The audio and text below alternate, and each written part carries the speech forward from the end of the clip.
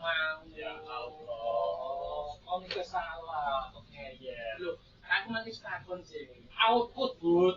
Outputnya itu nyambung kene. Amang ini sih, Pak. Output itu sebut kan. Iya, outputnya itu ya nyambung kene. Nyambung iki. Wong kon sing ngerubah kok.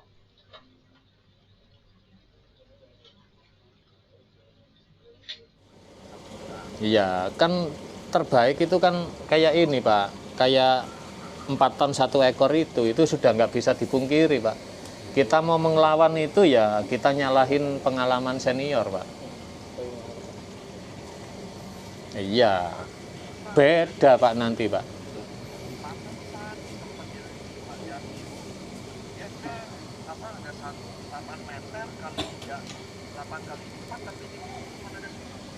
Nah itu ada misi Pak. Cuman saya juga nggak bisa.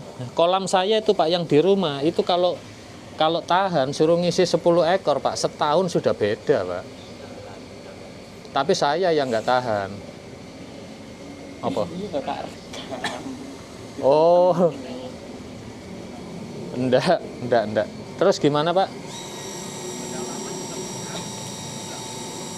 Kedalaman ya enggak begitu signifikan nggak kan? Butuhnya kan tetap 4 ton 1 ekor. Iya, sama tekanan airnya beda. Jadi ada beberapa rumus Pak Fre. Dan itu sudah yang ngomong itu sudah pemain. Nanti Pak Fre kalau videonya sudah saya upload yang di Jakarta Barat itu, wah Bapak akan geleng-geleng lihat ikannya. Jadi beliau cuman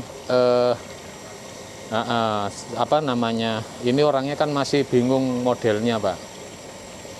Nah mungkin besok lusa saya mau datengin gitu loh. Itu kalau mau ikannya Bapak ya misalnya sudah 80 cm, grow-nya wah aku kepingin nguber grow, itu gampang Pak katanya. Taruh kolam agak kecil, isinya banyak, atau enggak di kolam vet.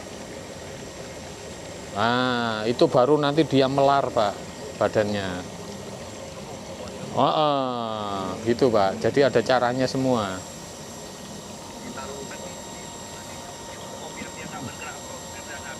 Nah iya, terus airnya tiap hari dripping, ganti air, bukan dripping lagi, harus ganti air 20%. Nah itu iya memang pemain kan gitu Pak, makanya ikan yang di kos-kosan itu kan mahal kosnya, bisa 3 juta sebulan. Itu pun pakan beli sendiri Bapak, ngekos itu. Jadi kita memang ada orang Pak, standby 1 orang untuk kos-kosan ikan.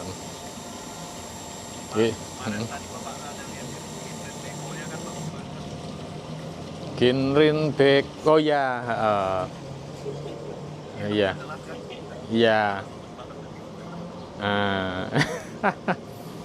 Tapi kalau tahu beko yang di customer saya, kolamnya saya bongkar di Cibubur, wah Bapak bisa kayal apa ya, bisa loncat-loncat.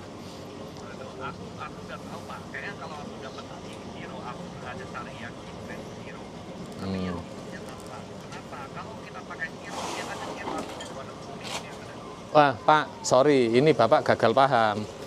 Siro ikan paling sulit Pak. Customer saya beli ikan show, ya umur kualitasnya nggak panjang Pak, kuning Pak. Iya, jadi itu tergantung mental ikannya Pak. Jadi customer saya itu ada yang beli murah, putihnya luar biasa, malah yang kualitas show sekarang kuning. Tapi kalau dibawa ke dealernya lagi nggak lama putih lagi. Jadi memang susah Siro itu.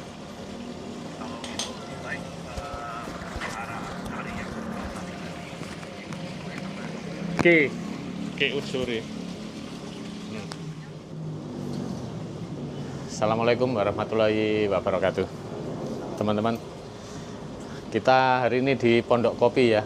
Di pekerjaan kita kolam koi di lantai 2, chamber filternya di lantai 3. Nah, sesuai di review kita waktu kolam sudah selesai ya. Ini sekarang saya mau upgrade menjadi timer. Nah, itu ya.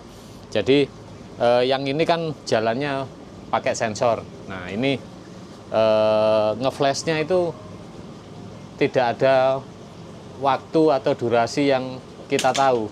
Jadi kalau kita pakai timer kan bisa disetting ya 10 menit sekali atau 15 menit sekali, berapa detiknya durasinya sekali ngeflash ya.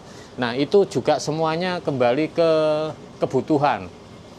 Jadi kalau pakai sensor itu di saat drumnya ini kotor itu baru level air naik lalu ngeflash. Nah, itu tidak menutup kemungkinan bisa setengah jam sekali, bisa 1 jam sekali, kita kan tidak tahu. Nah, kalau kita pakai timer, nah itu kita sudah anggap aja mau kotor mau enggak 10 menit atau 15 menit sekali ngeflash. Nah, anggap aja kita dripping otomatis seperti itu ya. Jadi semuanya kembali ke kebutuhan. Terbaiknya yang mana itu tergantung tagihan pumpnya.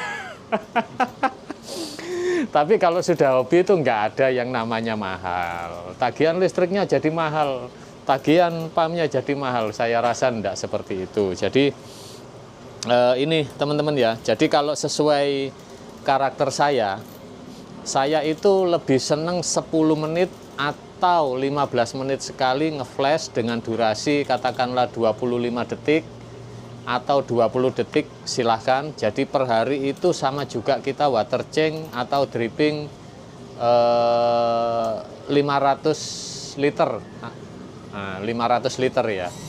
Nah, karena dengan sesuai yang saya pelajari itu kalau nggak salah kita KC 30 sama KC 15 ini kayaknya hampir sama. Pompanya sama, ininya sama.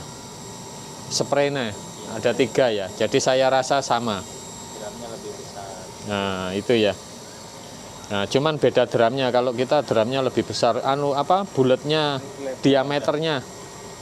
Nah, berarti ini kalau drumnya lebih besar, kalau 25 detik itu 3 putaran. Kalau ini 20 detik bisa 3 putaran mungkin ya. Kalau yang KC 30 kan 25 detik 3 putaran. Kalau ini mungkin 20 detik 3 putaran. Nah, nanti kita praktek dulu. Ini sudah saya bawa peralatan. Terus ikannya juga padat banget, jumbo-jumbo. Ya begitulah. Ini juga tadi saya cek aman semua ya. Nah, ini pompanya dibesarkan lagi, tadi kita ganti pompa sekalian ya, dari 16.000 liter per jam diganti 20.400 liter per jam. Nah, itu ya.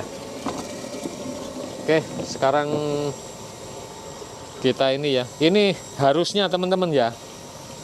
Ini tadi kita juga lagi ngobrol sama yang bagian ngurus kucing dan kolam Bapak ya. Kita tadi berandai-andai. Kalau mau simpel tambah rumah bakteri mudah, tapi kerapihannya berkurang. Caranya apa? Ini kita pakai besi delas, ini dinaikkan. Nah, ketinggian tong yang biru gede itu berapa? Misalnya 1 meter, otomatis ininya naik 1 meter. Jadi yang output ini nanti itu keluar ke yang ngisi tongnya. Nah, dari tong baru output ke kolam gitu ya. Jadi ini tadi kita hanya omong-omong kosong aja gitu ya. Jadi 1 tong ini mau dipenuhin media filter bisa gitu ya. Tapi ya kalau selagi ini masih cukup ya enggak masalah gitu ya. Oke teman-teman ya, saya otak-atik ini dulu ya. 5 menit sekali.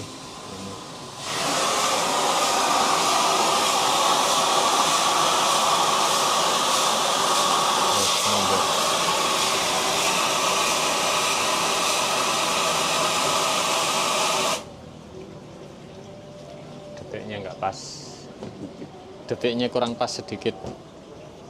Nah, jadi ini tadi teman-teman ya, sudah Baru nge-flash ya. barusan nge-flash. Ini sementara saya buat 5 menit ya, sudah 3 kali putaran. Jadi pengen tahu keakuratnya karena yang masang ini tadi kameramen sama adik ya. Yang di Cakung itu kan kita pakai yang kapasitas 30 ton. Iya. Nah, itu kita bertiga masang tuh. Nah, yang di Pondok Kopi ini KC 15. Nah, ini sorry, bukan KC. Jadi BTS 15 gitu ya. Jadi keserimpet. Kalau KC kan lokal ya, buatan Jogja. Kalau buatan Cina BTS 15 itu ya. Nah, ini tadi dipasang mereka berdua, saya hanya pendengar setia aja ya, sempat ada adu argumen lah, biasa itu.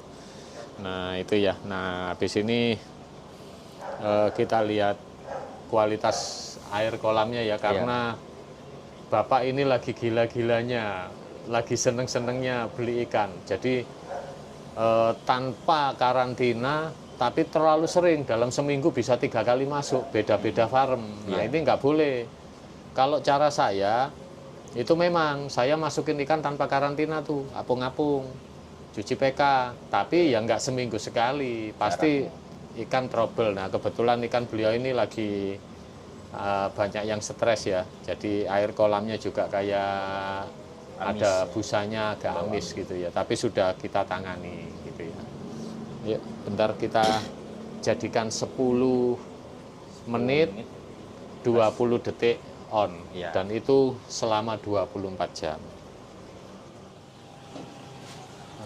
Hijau. Oh iya, hijau. Nah, ini teman-teman ya. Ini agak sedikit trouble ya ikannya. Tapi bodinya nih boleh dilihat teman-teman ya. Wes, Bapak beli. Kalau nggak punuk nggak mau gitu ya. Nah, itu sayang di sana semua ikannya.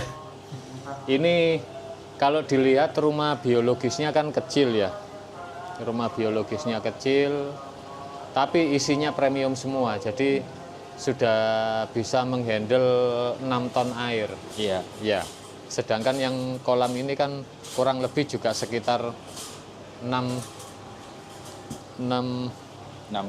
tonan ya. Red karasi, benigoi. Wah, ini juga lumutnya sudah mulai tumbuh ya. Nah, ini tadi yang saya maksud teman-teman ya loh. Banyak kayak busa lendir-lendir. Nah, ini nih ikan stres ini. Ya memang sih banyak penghuni baru yang datang ya. Aduh, kok nggak mau kesini sih itu. Pada di sana semua. Parkirnya di sini semua lagi. Upacara, Be. Sini kelihatan. Hari Senin kan ini. Parkirnya itu loh. Iya. Tapi untuk di wilayah Jakarta ya, Pondok Kopi ini kan lumayan padat banget teman-teman ya. Parkir aja sampai hanya ada lahan khusus ya. Memang lalu lintasnya Jakarta ya. Bisa punya kolam koi ini di Pondok Kopi udah luar biasa. Ya gitulah. Kalau airnya jernih banget teman-teman ya. Cuman memang Bapak ini lagi demen-demennya nih, oksigennya kenceng banget itu. Pakai Fujimax 60 ya kalau nggak salah. Fujimax 60. Ini pompanya pakai Bosco 20.400. Kita ganti tempo hari pakai Wasser 16.000 ya. Akhirnya populasinya nggak jadi 9 ekor. Akhirnya pompanya dibesarkan lagi gitu ya. Arusnya kan dari sana kok ngadepnya ke sini. Entahlah ini kenapa yang parkir ini. Ya memang lagi trouble gimana gitu loh. Nah, itu ya. Oke, teman-teman, mungkin cukup ya sekilas update pekerjaan di Pondok Kopi. Kira-kira mungkin sudah hampir 1 bulan running pakai RDF custom BTS 15 gitu ya. Terus hari ini kita upgrade menjadi Timer, ya? timer, jadi tidak menunggu sensor bekerja. Jadi kembali lagi sesuai kebutuhan ya. Kalau mau nunggu sensor bekerja itu belum tentu setengah jam sekali bekerja. Ya, Jadi kotoran. tergantung kotoran. Jadi endingnya tetap kotoran ditahan. Begitu air naik nyentuh sensor akhirnya bekerja. Nah, kalau kita sementara ini seneng tidak usah nandon, per 10 menit sekali kita buang atau 15 menit sekali kita buang kotoran tersebut gitu ya. Karena kalau pakai sensor itu belum tentu setengah jam sekali bekerja, kecuali pas kolam lagi kotor-kotornya habis makan ya. Biasanya habis makan 1-2 jam kolam keruh, biasanya seperti itu. Oke teman-teman, sampai jumpa kembali di video-video Trisno Koi selanjutnya. Wassalamualaikum warahmatullahi wabarakatuh. Skimmernya kalau pakai 2 ini kencang nggak? Iya.